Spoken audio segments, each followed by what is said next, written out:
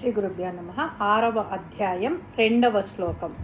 మొదటి శ్లోకంలో సన్యాసానికి యోగానికి ఉన్న బాహ్యపరమైన అపోహలను తొలగించి 2వ శ్లోకంలో వాటి మధ్య ఉన్న అంతర్గత సంబంధాన్ని మరింత స్పష్టం చేశారు పరమాత్మ.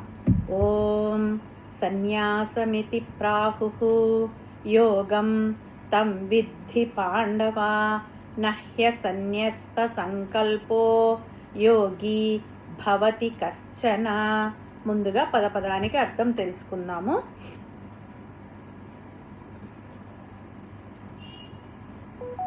యం సన్యాసం ఇతి, దేనినైతే సన్యాసమని, ప్రాహుః పెద్దలు చెబుతున్నారో, తం యోగం దానినే యోగమని, విద్ధి పాండవ తెలుసుకో అర్జున. హి ఎందుకంటే అసన్యస్త సంకల్ప సంకల్పాలను వదలని వాడు, కశ్యన ఎవడైనా సరే, యోగి న భవతి కాలేడు. తాత్పర్యం తెలుసుకుందాము. దేనిని అయితే సన్యాసమని పెద్దలు చెబుతారో ఓ అర్జున దానినే యోగమని తెలుసుకో. ఎందుకంటే తనలోని సంకల్పాలను వాటి ద్వారా పుట్టే కోరికలను సన్యసించని వాడు, అంటే వదిలిపెట్టని వాడు యోగి కాలేడు. ఇక్కడ పరమాత్మ సన్యాసికి యోగికి భేదం లేదని చెబుతున్నాడు. సన్యాసమని దేనిని అంటారో దానినే యోగమని కూడా అంటారు.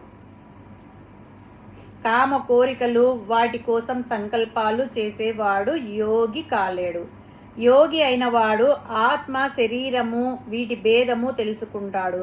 మనస్సును ఆత్మలో నిలుపుతాడు. ఆత్మానందాన్ని పొందుతాడు. ప్రాపంచిక విషయాలు కావాలని వాటిని పొందడానికి కోరికలు కోరుకోవాలని ఎటువంటి సంకల్పము చేయడు.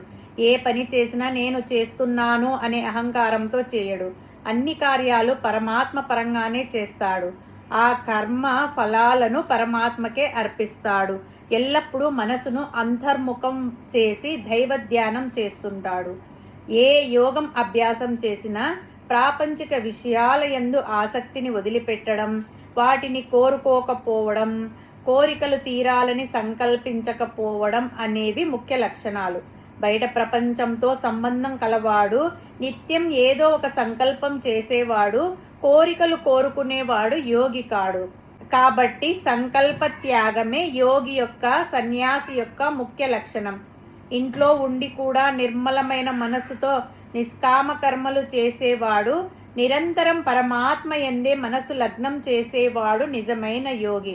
కాబట్టి పరమాత్మ ఈ శ్లోకమునందు సన్యాసము యోగము రెండు ఒకటే అని మనకు ఉపదేశించాడు. ఇంకా వివరంగా చెప్పాలంటే పై వేషధారణ వలన సన్యాసి యోగి కాలేరు. మానసికంగా కూడా అతనికి సన్యాసి యోగి లక్షణాలు ఉండాలి. హిమాలయాలకు వెళ్ళిన ఇంటి మీద ఉన్న ఊరి మీద ధ్యాస ఉంటే సన్యాసి కాలేడు. ఇంట్లో ఉండి కూడా నిర్మలమైన మనస్సుతో నిష్కామ కర్మలు చేసేవాడు, నిరంతరం పరమాత్మ యందే మనసును లగ్నం చేసేవాడు నిజమైన సన్యాసి. సన్యాసం అంటే కర్మలను వదలడం కాదు, కర్మల వెనుక ఉన్న స్వార్థ సంకల్పాలను వదలడం.